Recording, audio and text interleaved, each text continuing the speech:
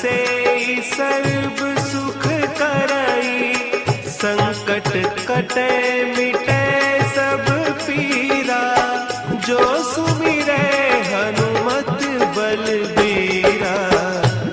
नमस्कार, मैं हूं देवदत्त पटनायक। आप देख रहे हैं हनुमान चालीसा देवदत्त के साथ। हम सब हनुमान चालीसा पढ़ते हैं, लेकिन क्या हम हनुमान चालीसा को समझते भी हैं? इस शो में हम हर रोज सरल भाषा में हनुमान चालीसा को समझने और समझाने की कोशिश करेंगे। आज हम चौपाई नंबर 36 को समझने की कोशिश करेंगे।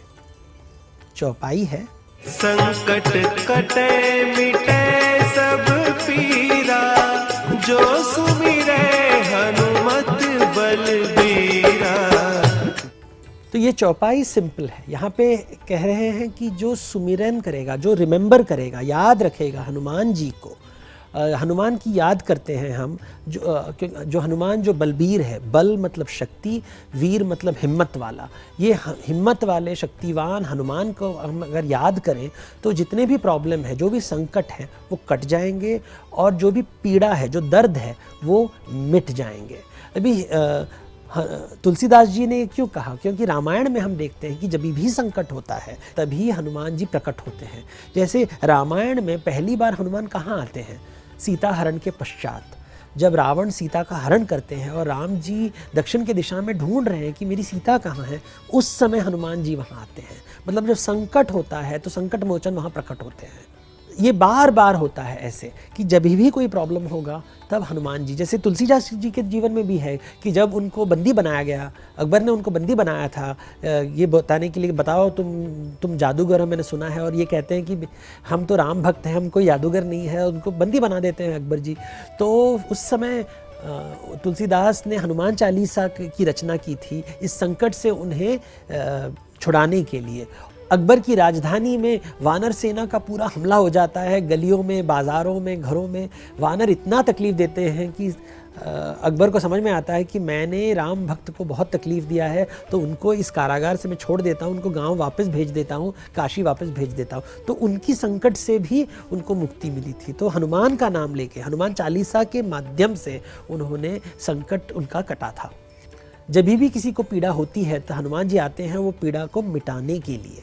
और पीड़ा छोटी छोटी हो सकती है, बड़ी बड़ी हो सकती हैं। एक कहानी है कि जब सेतु बन रहा था तो जितने भी वानर थे जाम्बूद्वीप के उत्तर हिमालय पर्वत तक जाके बड़े बड़े वहाँ से पहाड़ लेके आते थे सेतु बनवाने के लिए। लेकिन एक समय हुआ जब सेतु बन गया था, तो पूरा जब बन गया तो नल नील कहते हैं वानरों से कि जहाँ पे भी हो आप, ये जो पहाड़ आप उठा रहे हो वहीं पे छोड़ दो। इसलिए भारत के हर एक भाग में हमको पहाड़ दिखाई देते हैं। सब हनुमान जी और वानर जी सेना ने लेके आए थे। तो हर पहाड़ जो मिलता है वो सब हिमालय पर्वत से आया हुआ है, ये ऐसी लोक कथा है। लेकिन जो हनुमान जी उठा के ला रहे थे, द्रोण पर्वत उनके हाथ में था।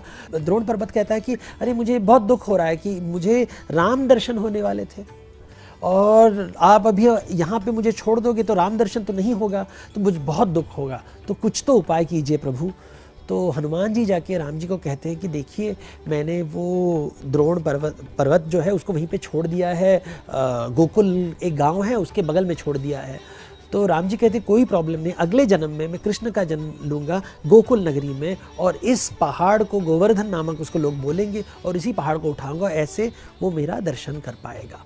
तो मतलब हनुमान जी ने ये ऑर्गेनाइज किया कि राम जी कृष्ण के रूप में गोकुल में जन्म ले, ताकि उस पर्वत की जो पीड़ा थी उसको वो मिटा सके। तो एक छोटी छोटी कहानियाँ, लोक कथाएं हैं। वैसे ही तुलसीदास जी को कहते हैं कि जब उन्होंने रामचरितमानस लिखी थी तो थोड़ा गर्व हुआ था, क्योंकि रामचरितमानस बहुत प्रसिद्ध हो गई और रामलीला लोग करने लगे, राम की बातें करने लगे। उस समय जो आतंक का एक माहौल था, नेगेटिव एनर्जी थी काशी नगरी में, वो सब मिट गया, सब पॉजिटिव एनर्जी आने लगी, अच्छे बातें लोग करने लगे, क्योंकि इतनी सुंदर कविता थी ये, इतनी महाकाव्य था ये। लोगों ने कहा कि तुलसीदास जी तो वाल्मीकि के स्वरूप हैं, उन्होंने एक दूसरा जन्म लिया है। तो थोड़ा घमंड हो गया उनको। तो ये थोड़ी घमंड के कारण उनके शरीर में पूरे फोड़े आ गए थे, ये कहानी है। और ये फोड़े आ गए तो बहुत पीड़ा हुई, दर्द हुआ था। तो उस समय लोगों ने कहा कि शायद आप हनुमान जी का पाठ कीजिए, राम जी का पाठ कीजिए, तब ये पीड़ा से आपको मुक्ति प्राप्त हो। तो एक कहानी है कि शायद इस कारण उन्होंने हनुमान जी का स्मरण किया, उन्होंने हनुमान जी के चालीसा लिखी, उन्होंने हनुमान जी को याद किया, ताकि ये जो, क्योंकि वो रोग को मिटाने वाले ही हनुमान जी हैं, भूत पिशाच को दूर रखने वाले ही हनुमान जी हैं।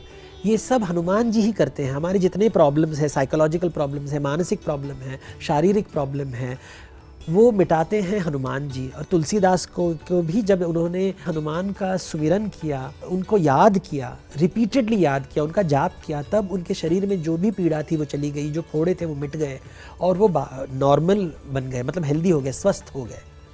तो ये है इस चौपाई में छिपा हुआ अर्थ। आज की चौपाई में इतना ही। कल बात करेंगे अगली चौपाई की। कोई भूल चूक हो तो माफ़ कीजिए। तब तक के लिए आज्ञा दीजिए। नमस्कार।